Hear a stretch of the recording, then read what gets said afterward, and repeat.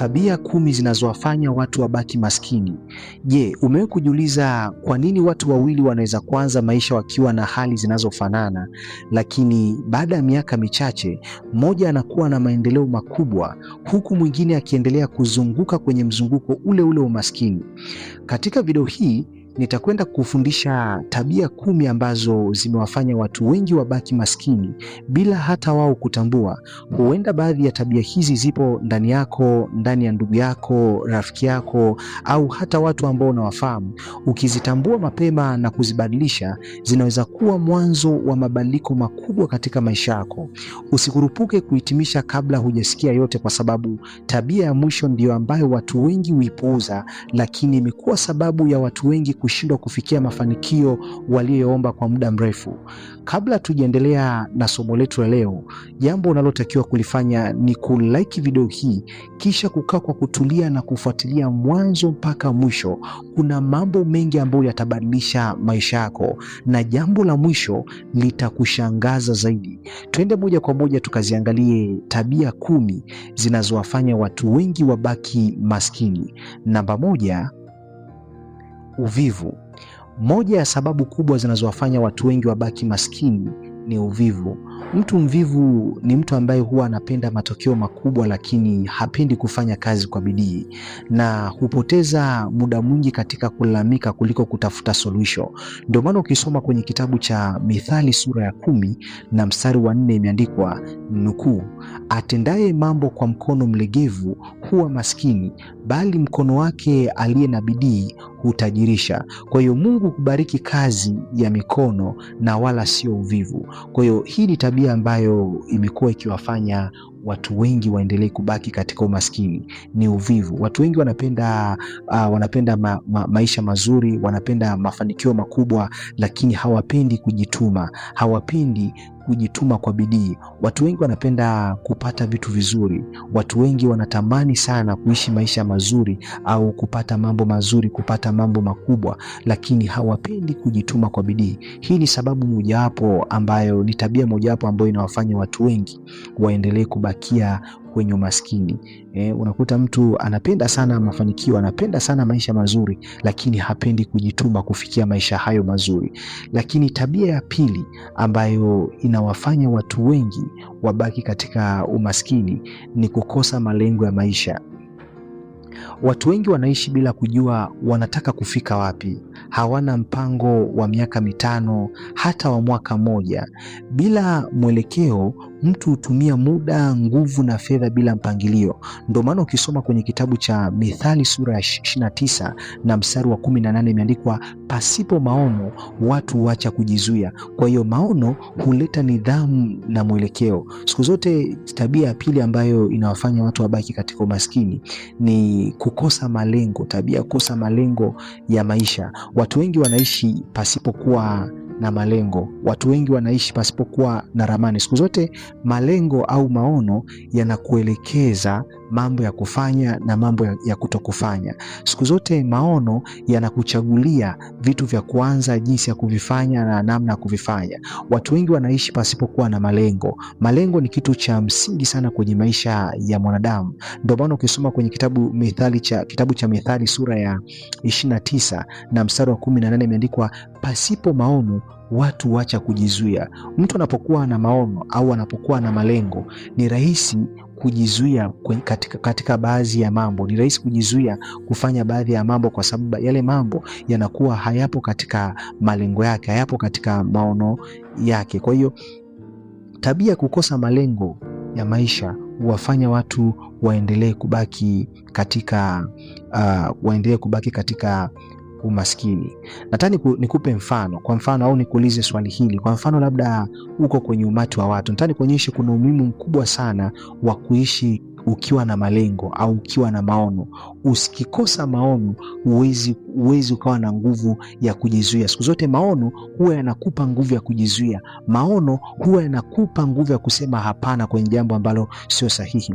Kwa mfano, Hebu jaribu kwanza, upo kwenye umati wa watu ambao umetulia, yamkini labda upo kanisani au uko msikitini au uko sehemu yote, na sehemu ile imetulia, watu wako lakini wako katika utulivu, wametulia, na wakati huo tumbo likawa la kuuma, tumbo la kujamba, unataka kujamba. Je, ukiwa kwenye umati wa watu utafanyaje? Jambo la kwanza utafanyaje? Utafanyaje ukiwa kwenye umati? Yani tumbo limekuvuruga hapo, unataka kujamba na kama watu ambao wanakuzunguka yani pametulia kimya, alafu tumbo la kuuma, utaanza kufanyaje? Je, utaachia au utafanyaje? Jibu rahisi, utajizuia. Utashangaa mtu amejizuia, unaweza kukaa umetoa macho hivi, yani umeganda hata utikisiki, lakini utajizuia kwa sababu unajua yani hapo kiachia tu utaharibu hali ya hewa. Kwa hiyo siku zote maono yanakupa nguvu ya kujizuia. Mtu ambaye hana maono au hana malengo hawezi kujizuia kwa kila kitu ambacho kitakuja mbele yake. Mtu ambaye atakuwa na maono ni rahisi kujizuia katika baadhi ya mazingira, ni rahisi kujizuia. Kwa hiyo tabia ya kukosa malengo ya maisha imewafanya watu wengi waendelee kubaki katika umaskini. Lakini tabia ya tatu ambayo imewafanya watu wengi wabaki maskini, kutumia zaidi kuliko wanavyopata. Hii ni tabia inayowaangusha wengi. Mtu akipata mshahara au kipato kidogo, anakitumia chote bila kuweka akiba wala kuwekeza. Ndio maana ukisoma kwenye kitabu cha Mithali sura ya 21 na mstari wa 20 imeandikwa, kuna hazina ya thamani na mafuta katika maskani ya mwenye hekima, bali mwanadamu aliye mpumbavu huyameza. Kwa hiyo Biblia inasema kuna hazina ya thamani na mafuta katika maskani ya mwenye hekima, lakini mwanadamu aliye mpumbavu huyameza. Hekima ni kujifunza kuweka akiba na kupanga matumizi. Kwa hiyo tabia kutumia zaidi kuliko unavyopata ni tabia ambayo imewafanya watu wabaki katika umaskini. Unakuta mtu anapata kiasi fulani cha fedha, au yamkini labda anapata 10,000, lakini matumizi yake yanazidi 10,000. Anapata 5,000 lakini matumizi yake yanazidi, kipato chake labda ni cha 5,000 lakini matumizi yake yanazidi 5,000. Mtu huyu hawezi kutoboa, mtu huyu ataendelea kubakia katika hali ya umaskini.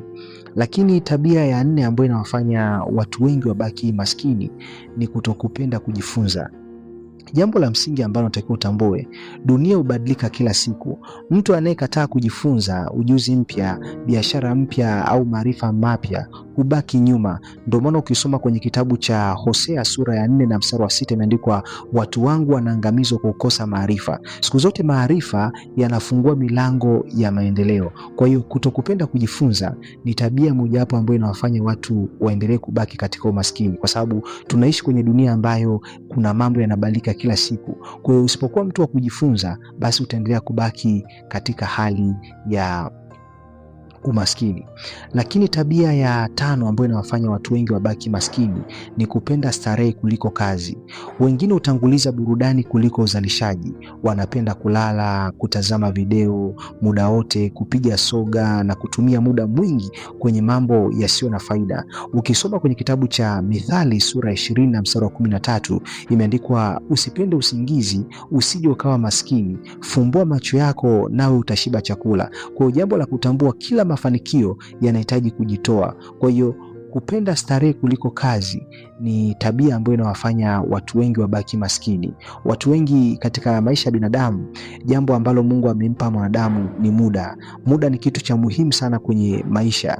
Watu wengi wamekuwa wakipoteza muda kwenye vitu ambavyo havina maana. Watu wengi wamekuwa wakipoteza muda kwenye kulala, kutazama video, kupiga story, yani anapoteza muda. Lakini jambo la msingi kwenye maisha ya mwanadamu ni muda. Hautakiwi kupoteza muda. Dakika unaipoteza manake huwezi ukairudisha. Kuna watu ambao muda huo unaopoteza, ila kuna mtu ambaye kwa muda huo anatengeneza hela. Kwa hiyo ni muhimu sana kuzingatia vitu vya msingi sana. Ila tabia ambayo inawafanya watu wengi wabaki maskini ni kupenda starehe kuliko kazi. Lakini tabia ya 6 ambayo inawafanya watu wengi wabaki maskini, kukata tamaa haraka. Watu wengi huanza biashara leo, wakikosa faida ndani ya wiki chache wanaacha. Siku zote ni jambo la msingi ambalo nitakuwa utambue, mafanikio yanahitaji uvumilivu. Biblia inasema katika kitabu cha Wagalatia 6 na mstari wa 9, inasema tusichoke kutenda mema, kwa maana kwa wakati wake tutavuna tusipozimia moyo. Kwa hiyo wanaofanikiwa ni wale wanaodumu katika kuendelea kufanya. Watu wengi huwa wamekuwa ni watu ambao wanakata tamaa kwa haraka. Unakuta ameanzisha biashara, lakini baada ya muda, baada ya kupata tu hasara kidogo, anaacha biashara hiyo, anakwenda kufanya kitu kinginecho. Kwa hiyo tabia ya kukata tamaa kwa haraka ni tabia ambayo inawafanya watu wengi waendelee kubaki katika umaskini. Lakini tabia namba 7, kuongozana na watu wasio na maono. Marafiki wanaweza kujenga maisha yako au kuyabomoa. Ukizungukwa na watu wanaopenda uvivu, matumizi mabaya na kukata tamaa, utaathirika. Ndio maana ukisoma kwenye kitabu cha Mithali sura 13 na mstari wa 20 imeandikwa, mwenye kutembea na wenye hekima atakuwa na hekima. Kwa hiyo chagua watu wanaokusukuma mbele na sio watu ambao wanakuvuta nyuma. Tabia 8 ambayo inawafanya watu wengi wabaki maskini ni kukosa nidhamu ya fedha. Baadhi ya watu wakipata fedha huanza kununua vitu visivyo vya lazima ili waonekane wamefanikiwa, lakini maendeleo ya kweli yanahitaji kupanga matumizi, kuweka akiba na kuwekeza.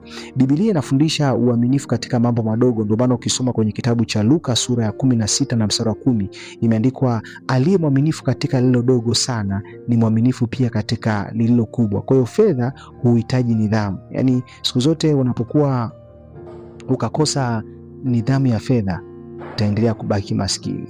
Lakini tabia ya 9, kutokuchukua hatua. Wapo watu wenye mawazo mazuri sana, lakini hawaanzi chochote. Wanangoja tu muda sahihi ambao hauji kamwe. Yaani kuna watu ambao hawachukui hatua. Unakuta ana mawazo mazuri kabisa, ana wazo la biashara, ana wazo la kuanzisha kampuni, ana wazo la kufanya kitu fulani, lakini hachukui muda, anakuwa anangoja muda sahihi ambao hauji kamwe. Biblia inasema katika kitabu cha Mhubiri sura ya 11 na mstari wa 4, mwenye kuangalia upepo hatapanda, naye atazamaye mawingu hatavuna. Kwa siku zote hatua ndogo ya leo ni bora kuliko ndoto kubwa isiyotekelezwa. Kwa hiyo jambo la tabia ya 9, kutokuchukua hatua, ni tabia ambayo imewafanya watu wengi wabaki maskini. Watu wengi wana vitu vikubwa sana ndani yao. Watu wengi wana mipango mizuri. Watu wengi wana mawazo makubwa, lakini huwa wanaishia kusema tu ipo siku nitafanya, nasubiria muda sahihi. Nataka nikwambie muda sahihi haujai kufika. Ukiwa mtu wa namna hiyo, ukiwa ni mtu ambaye hauchukui hatua, basi utaendelea kubaki katika hali ya umaskini. Lakini pia tabia namba 10 ambayo inawafanya watu wabaki katika umaskini, kumsahau Mungu. Biblia inafundisha kwamba Mungu ndiye chanzo cha nguvu, hekima na uwezo wa kupata mali. Ndio maana ukisoma kwenye kitabu cha Kumbukumbu la Torati sura ya 8 na mstari wa 18 imeandikwa, bali mkumbuke Bwana Mungu wako, maana ndiye akupaye nguvu za kupata tajiri. Hii haimaanishi kwamba kila mtu maskini amemsahau Mungu au kwamba kila tajiri ni mwenye haki. Badala yake inatukumbusha kwamba maendeleo ya kweli yanapaswa kuambatana na kumtegemea Mungu, kufanya kazi kwa bidii na kutumia hekima aliyotupa. Ni matumaini yangu kuna kitu ambacho umejifunza. Kama kuna jambo ambalo umejifunza, ninaomba comment umejifunza jambo gani. Nakupenda sana, nikutakie wakati mwema.